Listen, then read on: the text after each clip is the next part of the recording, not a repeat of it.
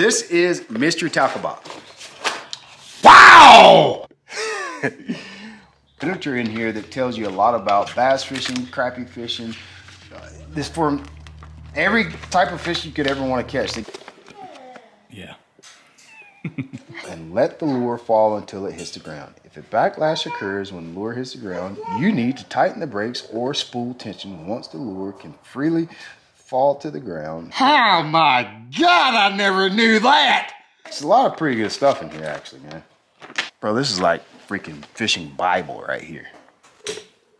Welcome! I want to talk to you about a couple different ways that you can rig my new SMH worm. You're probably tired of me talking about this at this point, but there's just so much to talk about. This is why I wanted it as a signature bait, because when it comes to 6-inch straight tail plastics, there's so many different things to do with it. So many different ways to fish it and rig it and situations to use it. I just kind of get all jittery talking about it. But it was obviously, I kind of designed it around the jig head. That's what I designed it for. But look at this. You can use it for a lot of different things. You can use it for Carolina rigging. You can use it for Texas rigging. You can use it for drop shotting, wacky rigging, Nico. That's 5 different ways. Not to mention you could also like make it like a chatterbait trailer, spinnerbait trailer as well, because you can see like this tail sort of reminds you of the old school split tails that we used to use. That little tail is really, you see that thing, look at it dance, I can't even hold it still. I can't even hold it still. But I want to show you, some people may not know, like, hey dude, how do you tie up a drop shot? How would you rig the drop shot? What kind of hook? What kind of weight? What would you use? Well, I'm just going to show it to you right here. You've seen the rod. Y'all already know the rod I'm going to use. What rod I'm going to use? You say a B-lat, favorite, 6-stick, 7'1". What'd you say? Medium power? No, medium heavy power. You guessed it. That was right. That's what we're going to use for rod. All right, so this is what I'm doing. I use a rebarb straight shank hook. Well, let me start over. I'm doing a drop shot. I'm rigging up a Texas rig drop shot right now. And for that, I'm using a rebarb 3/0 hook for this worm, okay? And what I'll do for my drop shot with the SMH worm is, this is very important. I always rig my line. Here's my hook, right? See, I'm always gonna rig my line. I'm gonna hook up the way that I want it to be when the knot's finished, and I'll thread it through the top first. That makes sense? It's very important. It'll make sense later. Okay? So I'll thread it that way. And I usually like for my leader, or the line between my hook and my sinker, I like it to be 18 inches, something like that. And for this knot, I'm gonna tie Palomar. Palomar, just search it on the YouTube. I can't teach you everything in a 15-minute video. Put some work in, okay, folks? All right, thank you. Just search Palomar. The reason you're gonna use a Palomar is gonna make sense here in a minute. Double it through, make an overhand knot, bop bop. Pull your hook through, bop bop. All right, and then always the key, anytime you're making a Palomar knot, is you're gonna take your tag end, which is this end right here, and you run it right back through the line tie, just like that. All right, and you're gonna hear the line pop. I'm gonna pull it through. You see that little loop? We're gonna make that go away. See that little bunny ear right there? All right, you hear it pop. Let's just say about that much leader length. That's a little more than, for this, I'm gonna be casting this one. So 12, 14 inches, maybe 16 inches you want to, I don't care, boo. Then I'm gonna use a 3/16 ounce drop shot weight. All right. And when I'm casting, I usually tie this sucker on there. Now, that little clasp in the drop shot weight is made for you to just kind of stick the line in there and walk away. I'm gonna tell you what happens when I do that, is it comes loose. But I like to just tie it on, but one thing I try to do is make sure when I tie it on that the knot is all the way at the top of the line tie on the drop shot weight. If your loop is off to the side, then your weight is gonna spin and you're gonna get a lot of line twist. And then that's what it's gonna look like when it's through, okay?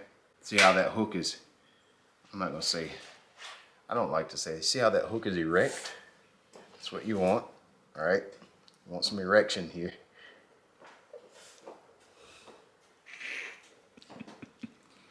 Ow!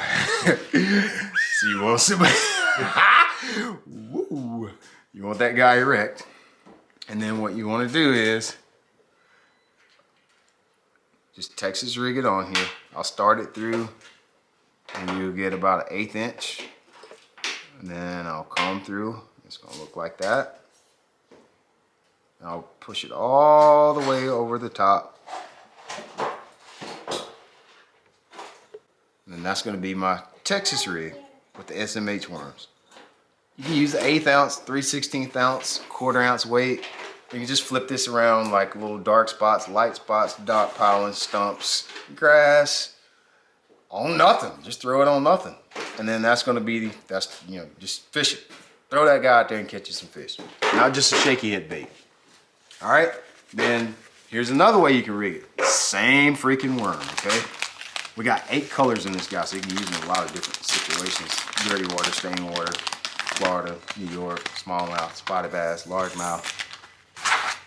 Probably catch trout on it. All right, which way y'all rig? There's Texas rig. Let's go into the Nicos. Let's go into the Nicos and the Wackies. Let me find my little Nico weights that they make for Z-Mans. Z-Mans. Let's see if I got them. They're probably not gonna be anywhere. Now I'm gonna show y'all something. This is the Nico weights. This is what a Nico weights is. All right, let me show y'all something, okay? See, this is the Nico weights. All right, y'all looking. Nico weights is a weight that I'm gonna be able to put, see that little guy right there? It's a weight that I'm gonna be able to put on my worm. But you notice there's, it's got a little barb on it, so it stays in the plastic. All right, let me show you what you do. So what you take is, I like to use one smaller than this, but this makes it easier for you to see. I like to use them pretty much no heavier than a 1/20th. You can use like a 1/15th too. You just poke it right in the top. Boop, little penetration there. And you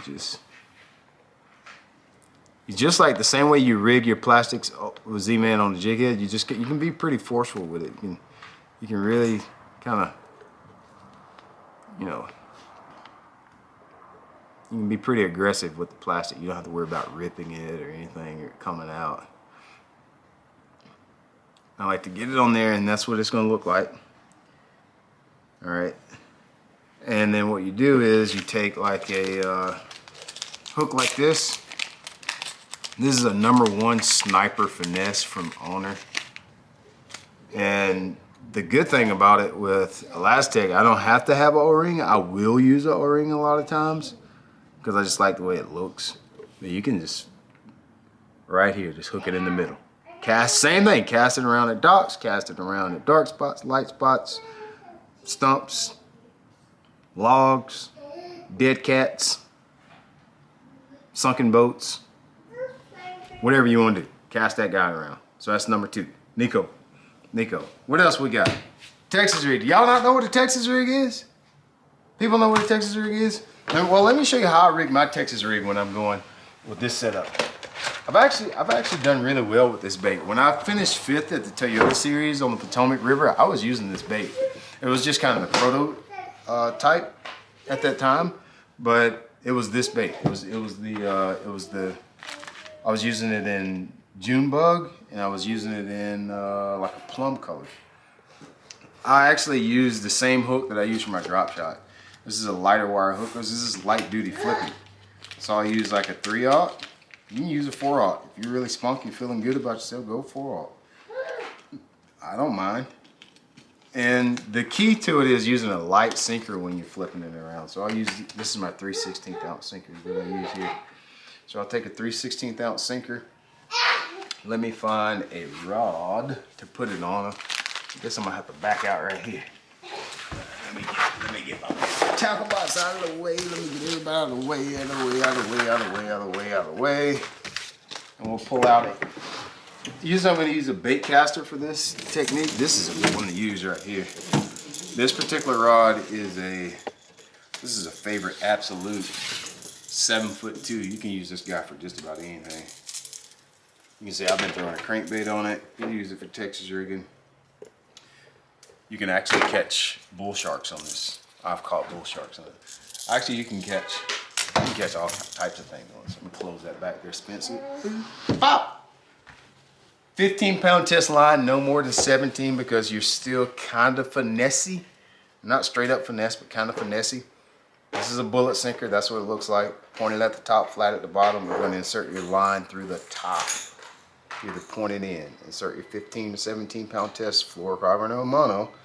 And then you take your 3/0, 4/0 straight shank hook. You can use the offset if you want to. Brian's using a straight shank, rebar.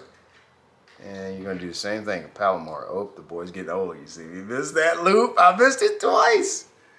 I'm losing that eyesight. I feel it going. I'm just gonna do the Palomar. Overhand knot with doubled up line. Pull it through. Wait it. Set you down. Pull a hook through the loop. And I like to pull down. That's it. Okay? Cut your tag in. Leave a little bit. Then this is what that's going to look like. Okay? It's going to look like that right there. You can cut the tag in a little bit more so that the sinker is setting on top of the hook, right?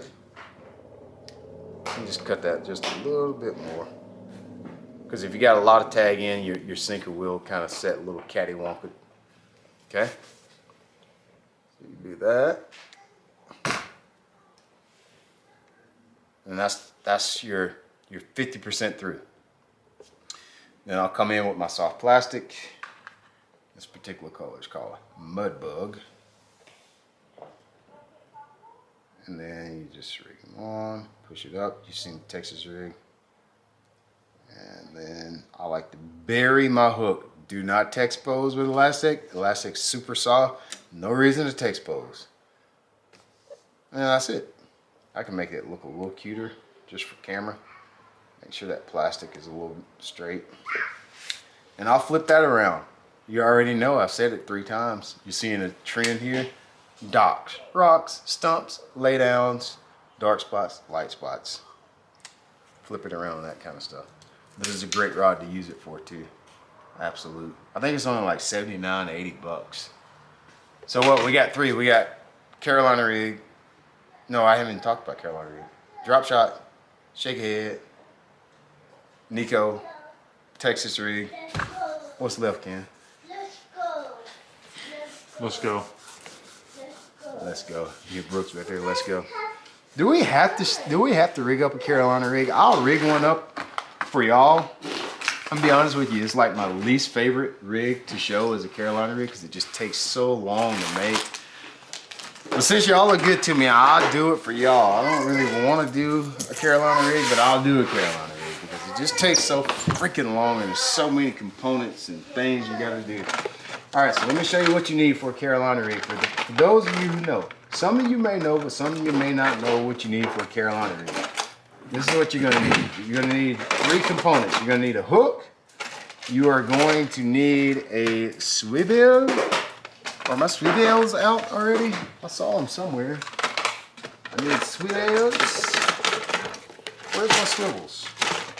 That's how much I tie up a Carolina rig. I just don't enjoy it. If I want to tie up a Carolina rig, I just assume stay at home most of the time. I'll throw it. I'll throw it if I got to. But I really rather not. I really rather not have to. I can't even find my swivels. Oh, here they are. Here's my swivels. We'll tie it on that same one I tied my Texas rig on. So this is how this works, okay? Oh boy, we got trouble coming in the boat now. Oh boy, look at that. Oof. Look over there. Oh boy, did you see that? That is not gonna be, it's gonna be less than ideal. Point over there. Oh boy. You had to get up here and do your baits with me? What kind of rig you got? Huh? He's giving you a bait. All right. Well, this is how you top a Carolina rig. I'd say 15 to 17 pound test. A Carolina rig is basically where you have the weight separated from your hook. So what's going to happen is you're going to have a weight, much like this. I would prefer to use something about a 1/2 ounce or even bigger. A 1/2 ounce weight. You're going to have a piece of line connected by a swivel, which I will show you here. And then you're going to have a hook. So there's a lot of knots and a lot of different things going on with it. So let's start. What I usually do is you can just take your main line. You need to cut off a piece of line that's maybe 3 foot long or so, okay? Cut that off, set it to the side. This is gonna take a while. I hope y'all are not in a hurry. And you take your sinker or your weight, just thread it through, you're the pointing in, okay? Then take your swivel. That's your swivel. You see, it's kind of hard to see. Take your swivel, you need a swivel. Somebody's gonna say, well, I like to use Carolina keepers. I don't like Carolina keepers because if you're gonna do it, you need to do it. And Carolina keepers is kind of, I don't like Carolina keepers. That's all you need to know. If you wanna use a Carolina keeper, you can use it. I don't like them. I do the same thing. I tie a Palomar knot to my swivel. All right. Now with it, cinch that down. The swivel is going to do two things for you. It separates your line, separates your weight from your hook, and then it also keeps you from having so many line twists. And then you take your spare piece of line that you cut and you set to the side, and you're going to tie that on the other side of your swivel. All right, there's your swivel. Take your other piece of line that you made that was about 3 foot long, and I'll tie another Palomar knot. So this rig has got 3 knots on it. And now you can probably see and understand why I don't like it that much. It just takes so much time to rig up. Then it's hard to throw. There's an art to throwing a Carolina rig. And cinch that down. All right. So we're knot number 2 down. Can you get the idea where we're going with this? Let me bring it back down. You see where we're going with this? Lead, swivel, and then more line. I got like 3 foot of line. Okay? Yeah. And then you come back to, where's my hook at? You come back to a hook. All right? Okay. And you come back to your 3/0 hook. Then you do another Palomar knot.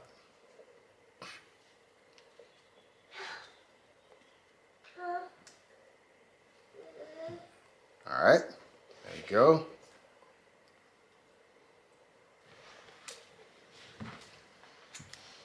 Okay, and then this is what it's going to look like.